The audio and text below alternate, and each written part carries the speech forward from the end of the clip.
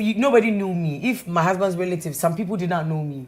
When they met me, if something happened in our marriage, nobody would have said, people wouldn't attribute certain things to it. Okay. But because I am Abena Moet, because of the reputation I have, she's too loud, she's all of that.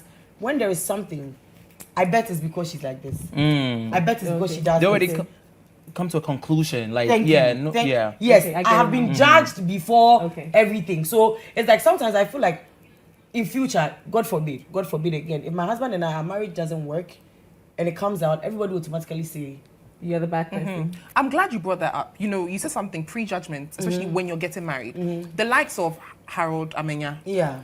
And even Calibos. Oh, when that Calibos was bad. getting married. And I can name a number of celebrities that usually when they get married, Ghanaians would love you, but then at a certain point, they'll start saying that, oh, it's either your wife is ugly, she's too skinny, in she's the case too of fat. Harold, like in the case of Harold, was too handsome. yes, in the case of Harold, like we were wife telling Harold what his type is. Like, Yes. Harold, that's not your type. How Like, how do do you you tell know? someone So in a who situation their type like is? this, Yes. You mentioned that there's usually pressure on you to prove a point. Yes. Yeah. Because you're usually being scrutinized. Yes. Because, Yeah. you know, your husband is quiet and Yeah. you are loud. Yeah.